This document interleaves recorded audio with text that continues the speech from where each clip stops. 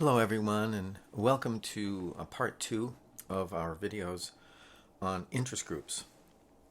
In the previous video, I covered the first two of the main issues, which is what are interest groups and why they come into existence. And in this video, we're going to talk about what they do, the things that interest groups do to influence our government, how they organize themselves to accomplish those goals, and then briefly at the end, we'll try to talk a little bit about the question of how do interest groups fit into a system that aspires to being democratic. I mean, do they enhance democracy or do they undermine democracy? So let's begin with what they do. And this is a little cartoon that is intended to underline sharply, I guess, some of the issues with interest groups. On the left, you see what is illegal. It is illegal for someone from an interest group to hand money directly to a politician for their own use. Now, of course, you can contribute to their campaigns. That's very legal. It goes into their campaign funds, but you can't bribe people and pay them off. And then on the right side, it says it's legal, though, if the special interest gives the money to a lobbyist who then gives it to the politician. Now, that's humorous. That's not literally true, because it does kind of underline that many people feel that what interest groups do is, in some cases, a bit like bribery, but it's not legally. I mean, it does happen. There have been cases of bribery. I don't mean that, but to contribute to a politician's campaign is actually legal. So it's a joke, but there's a kernel of truth in this. Now, so we're going to, in talking about what they do, we're going to divide what they do into two parts. The strategies that interest groups use to influence our government are of two types, two kinds of strategies. One kind of strategy is what we call the inside game, and the other is called the outside game. So inside game and outside game. We're going to start with the inside game. What do we mean by that? Let's go through it. And then I'm going to focus on some of these things in a little more detail. But basically, the inside game is the classic lobbying by registered lobbyists, where they go to the executive branch, the legislative branch. They, in some cases, the organizations like, for example, the National Rifle Association actually employs their own in-house lobbyists. They have people who are employees of the NRA who they send over to Congress to lobby. But there are also, and probably most lobbyists, are not directly employed by the interest groups. They are lawyers or other form of registered lobbyists. They work in their own organization. They aren't employees. They are contractors. And if you understand the distinction, they are getting paid to do the lobbying, but they aren't employees in-house. They may have many different clients. They may not, for example, just not work for the NRA. They may work for the NRA and 3 or 4 other organizations, or 10 or 20 other organizations, and they just get hired for particular jobs. But that's lobbying. The lobbyist goes over and talks to members of Congress and their staff and tries to get them to do things.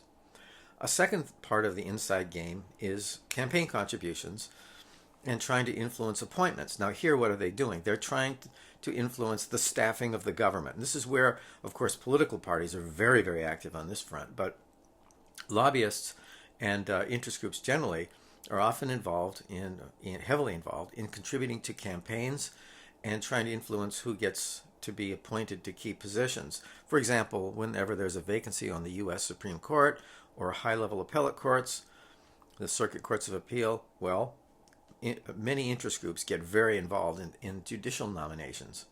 So now, another part of the inside game is this whole decision of whether or not an interest group should engage in partisan politics, meaning support only Democrats or support only Republicans. And as I said in the first video, that's a risky strategy, because some of the time the people you support will be in office and other times they won't be in office. And if you've supported the Republicans and the Democrats control the government, you could be getting the cold shoulder. This is why a lot of business and labor groups, particularly business groups, will try to support either party, both parties, to some extent. They may favor one over the other, but the point is here they always want to have access to whoever's in power, so they'll throw money both ways. Another important part of the inside game is supplying information, and I'll talk more about that, but basically it means generating the knowledge, the data, the reports, and other information that members of Congress and agencies need to make their decisions. In other words, you try to inform their decisions, and a lot of this information is slanted in favor of your interest, but it can also be valuable. Then there's a question of participation. That is where they try to get themselves, members of their own interest. Let's say, if it's it might be an environmental lobbying group. They try to get their own members appointed to serve on key committees, and that might be concerned with an issue. They sponsor litigation. They sponsor lawsuits. They lobby, in essence, lobby the judicial branch, or try to influence the law through judicial decisions by finding clients, finding plaintiffs, and propping them up and trying to make them file a lawsuit that has public consequences. Friend of the court briefs, that's amicus curiae, means friend of the court. That's a brief submitted by someone who is not a party to the lawsuit that tries to influence the outcome. And then judicial appointments. They also try to just develop access in various ways by, inviting members of Congress and elsewhere to come to have lunch with them, to maybe even take vacations with them, to put on conferences and this sort of thing. And then they often, as part of the inside game, join coalitions with other interest groups. So when something, let's say there's a piece of environmental legislation that is being contemplated, all the big environmental groups on both sides of the issue, the pro-environment groups like Sierra Club and Greenpeace, etc., will get together and form a coalition to work on the same thing in the same way. And the same thing for those who are opposing it. So now what is lobbying? Okay, lobbying is any communication directed at a government decision maker with the hope of influencing decisions. And a lobbyist is anyone who is being paid to do that. As I said, check out opensecrets.org, very interesting site to get all kinds of data on this. And for the well-organized interests that I talked about, it's 24/7, 365. They're always doing this. The most heavily lobbied part of our government is the Congress, the House and Senate. But it goes on not just at the top level, it goes on down in the committees and the subcommittees where we never even see it. They also lobby the executive branch. The federal regulatory agencies that we talked about are constantly lobbied because they make rules. And the industries try to influence the rules that they make. And as I said, the judicial branch is lobbied as well. Now, key thing here, what do the interest groups want? Okay, number one, they want access. They want to be able to walk into someone's office, get them on the phone. They want access to our elected and appointed officials. Number two, they want to influence them, of course. How? Through providing information to them. And then they want to make demands on them and ask them for decisions. So it's pretty direct. Now, lobbying itself, that is formal, being a lobbyist, where you are paid to influence government decisions, well, that is a regulated activity. Lobbyists, they're professional advocates. They are supposed to register, and lobbying are regulated by law. However, some lobbyists do all these things, and they don't bother to register, and they don't bother to obey the law. I have the example here of the chair of Trump's inaugural committee. When Trump was inaugurated, like presidents always do this, they set up a committee to organize the inaugural celebrations, when they're inaugurated as president. And Trump did that too. And the guy in charge of raising the millions that they spent on this was a man named Thomas Barrack. Well, in 2021, he was arrested and accused of being an unregistered lobbyist for the United Arab Emirates, a foreign country. There are special registration requirements for that. That is, if you're going to lobby on behalf of a foreign country, you have to disclose that. He was accused of not doing that. So just understand, it's a regulated activity. But, you see, a lot of people don't bother to register. And they say, what? Who, me? I'm not a lobbyist. And the government says, oh, yes, you are. And you can be prosecuted for that. There are over 12,000 registered lobbyists. This is some information on how it has ebbed and flowed over time. 12,000 registered lobbyists, but there are probably a lot of others who should be registered but don't do it, and a lot of them are attorneys. But I think you'll find that most attorneys who are really professional lobbyists, that is their job, they're definitely registered because they know they could lose their license to practice law if they actually do lobbying and then don't register. Now the laws that cover them, there are many different laws, but there are three that I'd like to emphasize. One is the Foreign Agents Registration Act. That's been in the law since 1938. That is, if someone is representing a foreign government in this country, trying to help them influence our public policies on behalf of a foreign government, you must register, and it's a felony to not do that. And then there was the Federal Regulation of Lobbying Act in 1946, which really began to cover not just foreign lobbyists, but all of them. And it wasn't, in the view of many people, it was not strict enough.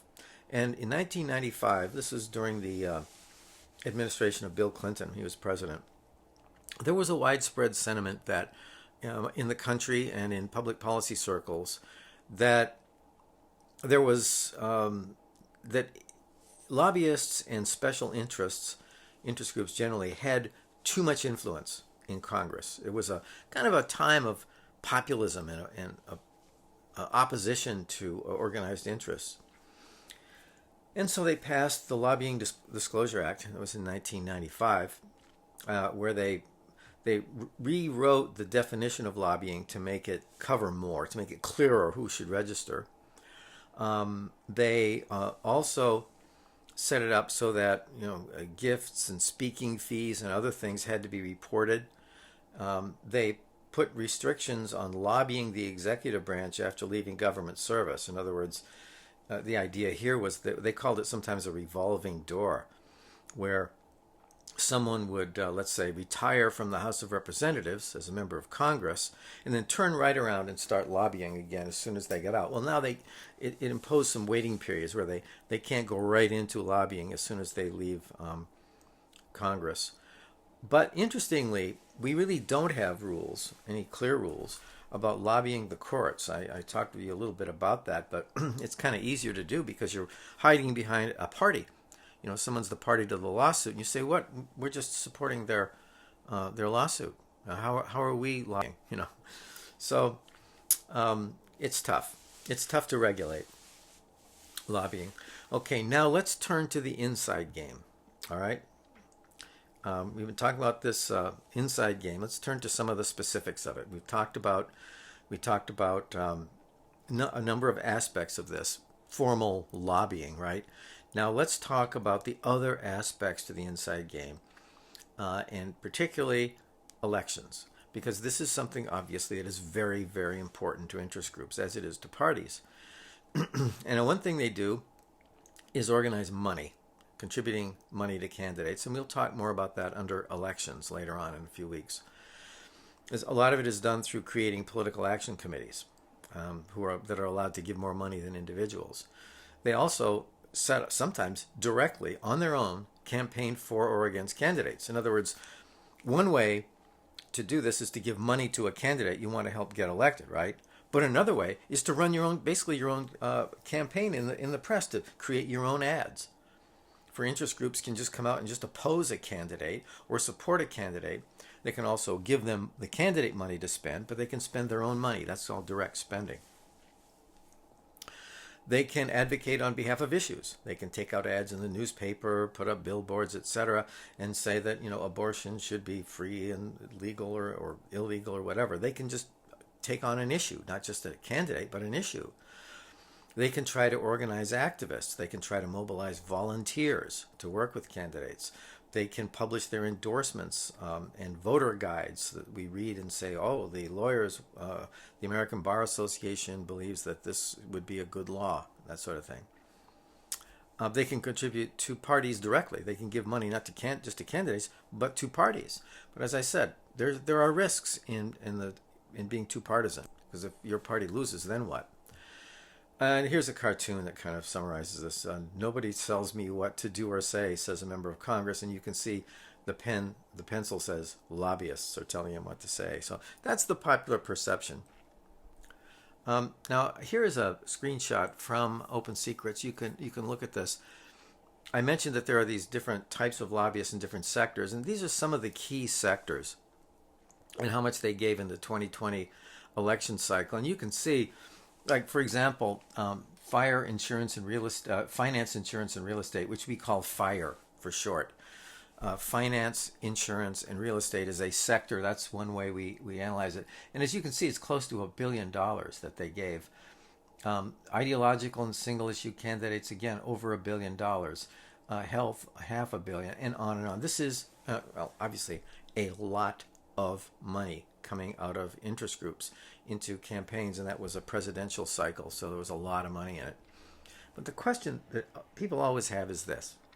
Okay, there's a lot of contributions. The candidates are getting a lot of money. We can see that. The parties are getting a lot of money. And we know certain things about it. And I'll talk about this briefly. We know contributions buy access, but do they buy our representatives' decisions? So you can see this cartoon where someone's administrative assistant says, "It's a very special interest to see you, Senator." And you see a wheelbarrow full of cash. Again, that's the popular perception. Short way to answer this is to say that it is clear that campaign contributions do buy access. It is not clear that they necessarily buy decisions. And that's the summary of what political science research has showed.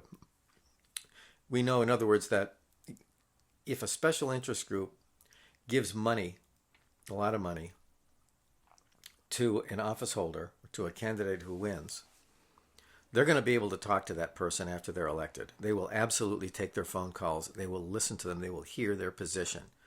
But it is not clear that they will necessarily do, in every case, what their campaign contributors want. Often because it isn't clear which way to go. And there may be money spent on both sides. They may have received money from both sides of an issue. That sometimes happens too. In other cases, it's just complicated and it's hard to prove. But the point is this. Individuals who can get personal contact with decision makers, who can manage to get their face in the door, they are very valuable. And they can sell their services at a high price. A lot of the best lobbyists are former members of Congress. They are former office holders, or they have worked in the agency they're lobbying. For example, if they're lobbying the Environmental Protection Agency, that's where they used to work. And another thing that they can sell, that the best lobbyists can sell, is that they can mobilize voters. That they have ways of getting voters on their side, and so they say, if we want you to support this side of an issue, they tell a member of Congress, we want you to support this side of an issue, and if you do, we will contact this huge chunk of voters who support our interest. Maybe it's guns, for example. And we will get them on your side. We'll tell them that you support them, and we'll bring those voters to you if you support this issue for us. And then, of course, is the money. Members of Congress need money. Members of the House run for office every 2 years, and they need a lot of money. And so this is one of the ways they acquire access. Another thing is the direct contacts. You've got the access. Remember we talked earlier, access, direct contacts and information, and then asking for their votes. That's the process. So these former representatives and former White House staff and former agency people, they make a lot of money, and they move in and contact the policymakers and often their staff members. And the staff members, remember, I think we explained earlier that members of the House and Senate have large staffs. And often the targets for these direct contacts, it may not be the member, him or herself. It might be their staff, their key staff members who they listen to on a given issue. And what do they do once they have this contact, this direct access and contacts with them? They supply information. Lobbyists and interest groups generally know the process. They know a lot about the legislative process. They know the issue. So, for example, if I've talked about environmental issues or abortion, whatever it might be, guns, regulation of the computer industry or social media, the interest group people have a lot of knowledge. They generate reports. They know what's going on. And, members of Congress might have 25 different issues they're working on. Well, the interest group has exactly one. And there's no way a member of Congress can know everything about every issue. But when they're supported by an interest group, if they want that money, they'll be given the information. They'll be given the reports. They'll be given the data. And they can sound so smart when they're out there on C-SPAN or someplace talking about an issue because they're reading from a report that they were given by an interest group. Now, I'm not saying this is a bad thing, but just understand when you hear members of Congress talking very, very knowledgeably about all these different issues, you may think, oh my goodness, they're so smart. Well, most of that comes from interest groups. That's where they got their information, and it may or may not be accurate.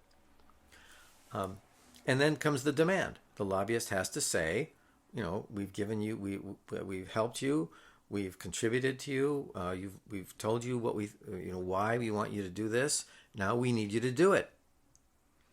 Now, bribery, of course, is illegal, but influence and advocacy is protected by the First Amendment. So you see, there's this fine line. You can't threaten them, you can't bribe them, but you can articulate very clearly that you have helped them and you would like to continue helping them, but you want something from them. And it's a line. There's a line between what is legal and what is illegal. And the funny thing is that what is legal is actually firmly protected by the First Amendment to the Constitution. Okay, so that's the inside game. Now, what's the outside game? Well, the outside game is a very interesting thing. We sometimes call it indirect lobbying, but it is also called sometimes grassroots lobbying, because the idea here is that you are going outside government, going to the public. You are trying to change public opinion in order to influence public policy. So if you can influence the public, then the change in the public's opinion influences our representatives, and then the representatives do something different. So, again, the interest groups are doing both. They're working directly, the inside game, trying to influence our officials, but they also try to influence them indirectly by changing public opinion. And when you're reading the news media on any issue, be aware that a lot of what you see is generated by interest groups to try to shift public opinion. An extreme example of this grassroots lobbying, is what is called astroturfing.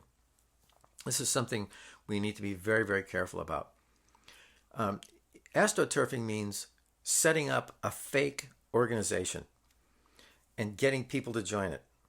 So, usually when we see a group form like, people against, the cell phone tower in our neighborhood or something, we assume that it was started spontaneously by individuals, and often they are. But sometimes, like for example, opposition to wind farms. You've probably seen these gigantic windmills and the wind farms out in the rural areas that generate electricity. Well, there are industry organizations, industries that build those things and sell them, that have created fake grassroots organizations to support them. The same thing has been done in support of wars. The first invasion of Iraq in the early 1990s was in part supported by fake groups set up by a public relations firm called Hill and Knowlton. And this is legal. Yeah, it's legal. There's nothing illegal about it. The Koch brothers, oil billionaires, created the Tea Party movement, which is basically fake. it was initially set up. It became popular with real people, but the Tea Party movement that came into existence after the election of Barack Obama in 2008 was created through astroturfing by the Koch brothers, two oil billionaires who didn't want to see Obama elected. So we need to be very careful about which organizations are real and which are fake, and often it's very hard to determine. They do many things. These interest groups, when they're trying to move public opinion, they'll do anything. Advertising, direct mail, they'll send things that'll pop into your mailbox. They use social media. They arrange meetings between citizen groups and lawmakers. Sometimes in some states where they have the initiative, the referendum, they put laws right on the ballots. In California, where I grew up, they have the initiative and the referendum. Citizens can basically legislate. You can even amend the state constitution by popular vote. Well, interest groups set those up. They create them. They spend money to qualify them for the ballot. They draft them. They promote them. They advertise them and try to make law that way. And a lot of this is done through the public relations profession. The public relations profession, the people who get trained in communications departments and this sort of thing, their profession is to try to influence the public. They get paid by corporations and others to shape the public mind. And a large part of that is influencing the reporters, influencing the media, influence the journalists, and get them to influence the public, which they do by telling journalists how the issues should be framed, which often journalists just calmly repeat, and supplying them the same kind of information they give to members of Congress, etc. And the information may be accurate, it may be distorted. Sometimes it's flat out false. But they use the public relations profession. They hire a lot of public relations people to try to shape the way we think. Now, this mobilizing the grassroots can also involve getting the constituents in a district or a state to pressure their officials. They'll send out emails to you saying, call your member of Congress, contact your senator, go, stand outside their office or something. Now, members of Congress understand that this is going on, that it isn't, citizen participation isn't all spontaneous, that it's been mobilized and supported. Sometimes they rent buses, interest groups rent buses and put people in the buses and take them to the state capitol or something. They know that. Members of Congress know it's being manipulated. But they have to be very cautious about it. I mean, they really need to pay attention to people because it's quite significant if you have large numbers of people who are aware and active. They can also mobilize the press in a member of Congress's local district. They can, and that can hit them where they live. They can not just try to influence members of Congress in Congress. That's the inside game. But the outside game is you go back to the member's district or their state and go after the voters, pro or con, on behalf of this person you're trying to influence. And I mentioned also lobbying the courts. This is part of the outside game, really. I suppose it's a little bit of both, but the issue here is that I've mentioned this briefly, but here's an example. In the picture you see Dick Heller. He was the plaintiff recruited by the National Rifle Association to challenge the gun laws in the District of Columbia that transformed the laws of the interpretation of the Second Amendment. In this case, they just pay for the lawyers. They find a plaintiff and they pay for his millions of dollars in legal fees to sponsor litigation. And that's because usually the organization can't be the plaintiff itself, so they have to find a real plaintiff who was affected by a gun control law. In this case, Heller could not get a gun permit under the very restrictive District of Columbia gun laws, so he says they're unconstitutional. And the NRA takes up his case and takes it all the way to the U.S. Supreme Court that struck down those laws and said, you're right, they are unconstitutional, and changed the law and the interpretation of the Second Amendment to make it a personal right. Well, that is the result of interest groups lobbying the courts to change the law. So now let's turn from the question of what they do. We've covered a lot of the things they do. Let's talk about how they organize themselves. First, I mentioned they're usually not-for-profit corporations, but we'll talk a bit about their leadership and decision-making structure. One of their main activities, of course, is raising and spending money. They also have the challenge of attracting and keeping members, which usually involves trying to give them selective benefits. I think we've talked about this in the past, but understand it's very important to give people a reason to join the interest groups. We'll talk a bit about that. And they have offices to carry out their tasks. The big ones are in Washington, D.C. Often they have law firms on contract, etc. Now, when I say they are not-for-profit corporations, understand there are many different types of not-for-profit corporations, and I don't expect you to memorize all these numbers, but just understand the most important number, which I hope you will remember, I would ask you to remember, is 501c. Section 501c is a not-for-profit tax-exempt corporations under the Internal Revenue Code. And they are of different types. 501s are of different types. 501cs are of different types. And the point is that these organizations do not have to pay taxes. But the condition is that if they're not, because they're not don't have to pay taxes, they're not allowed to do certain things. Now, there are other types of groups, which sometimes are called 527s, that are allowed to do other things. And so what happens is, just understand, an interest group like, let's say, the NRA or the Sierra Club or whoever, they will set themselves up as more than one political action committee, more than one not-for-profit. So they may have one group that can do only informational work and another one that can actually raise money for campaign contributions, another group that may be working with attorneys on litigation. So you can have an interest group that can have multiple organizations that work together or incorporated under different sections of the Internal Revenue Code, so that they can do all the things that are allowed under the law. It's actually one interest group, but several different corporations, so that they can do all the things that are permitted, that are legal. And they often form what are called policy networks. In other words, they join with other groups of a similar mind to work together, and sometimes we call that a policy network. Now, let's talk a bit about this free rider problem. The free rider problem is one of these things we've talked about, where people say to themselves, well, I think it's great that this group exists, but I'm not going to contribute to it because I'll get the benefit of whatever they do, but I can still keep my money. So how do you overcome that? And the answer to that is to offer what are called selective benefits.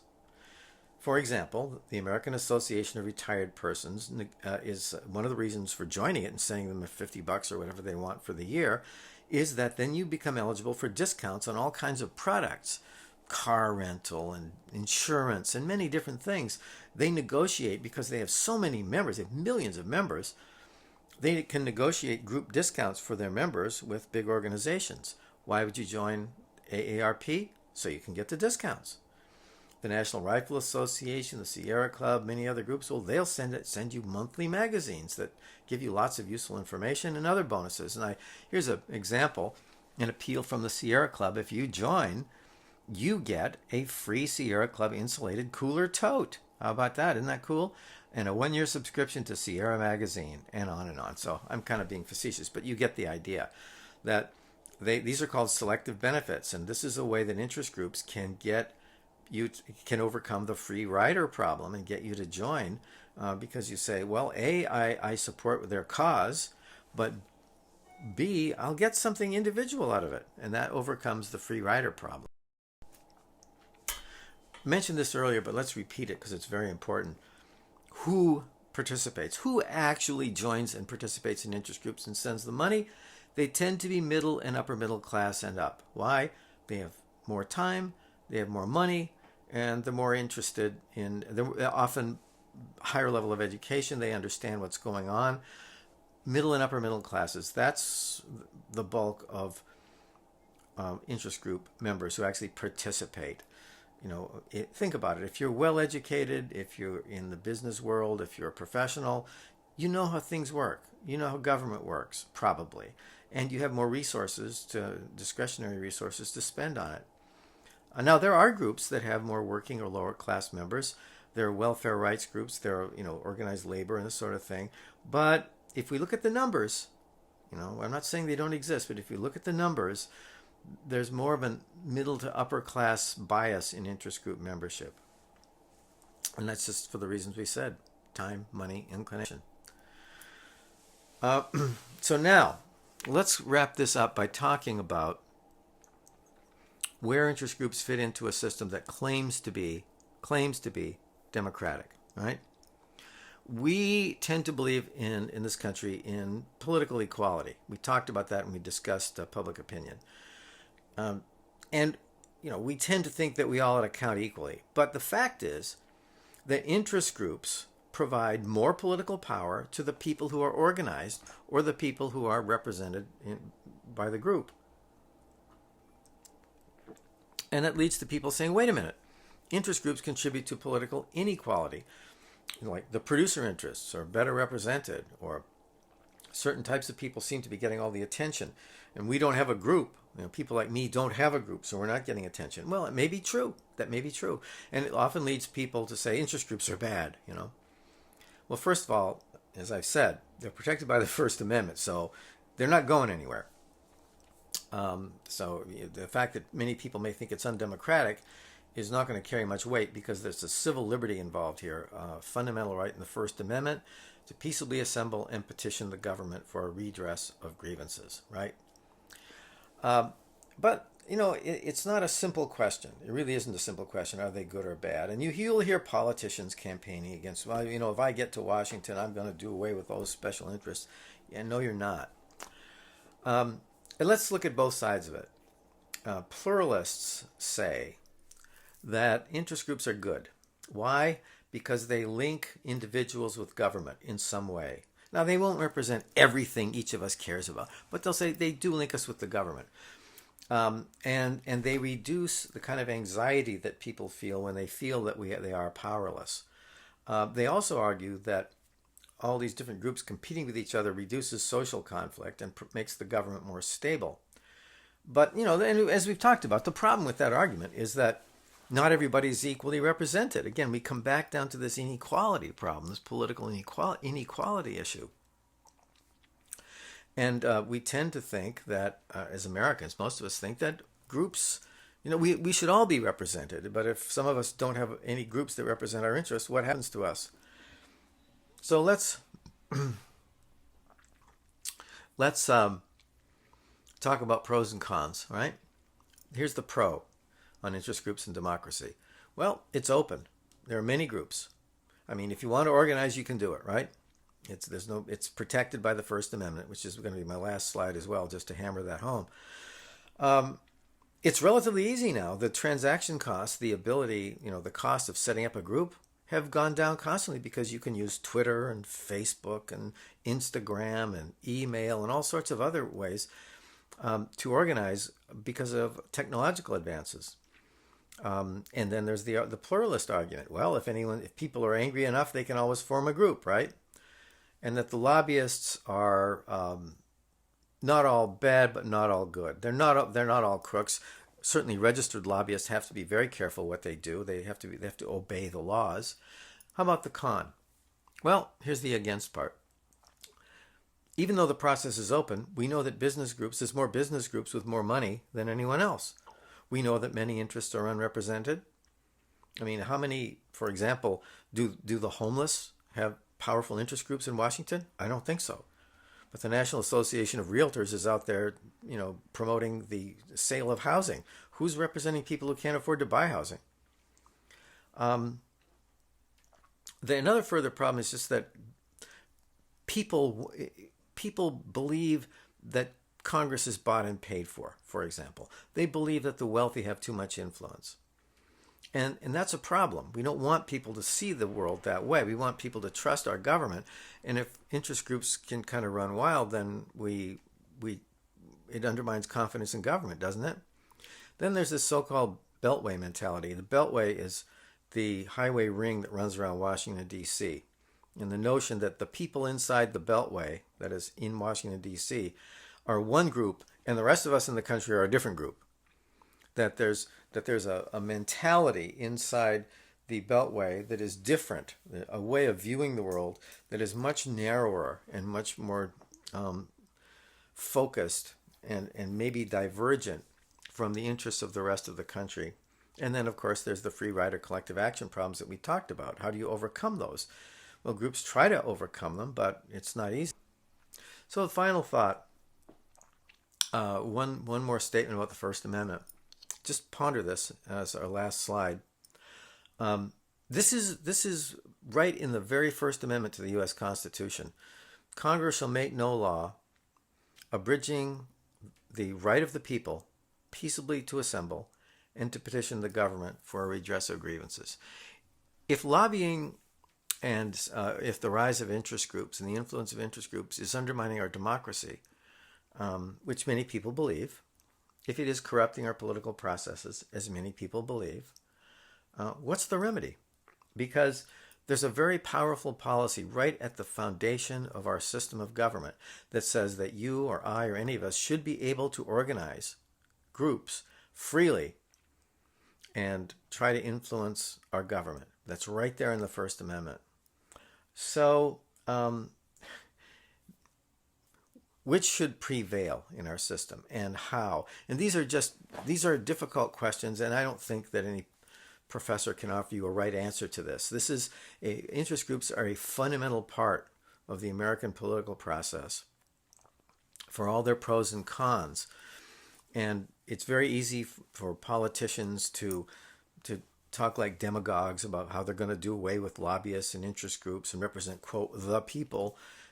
They say that all the time. But first, that's not going to happen because our Constitution would not allow it. And secondly, would that really be a good thing? I mean, who are the people who aren't in interest groups? Who are the people who aren't involved in any interest group anywhere, who don't even know about them and aren't represented by anything they do? The pluralist answer to this is almost all of us are in one way or another represented by interest groups, even though not all interests are equally represented. And so I'll just leave you with that thought. I don't think I have a right or wrong answer for you here. It's a complex question and something that I hope you'll talk about. So that concludes the presentation, and thanks for listening.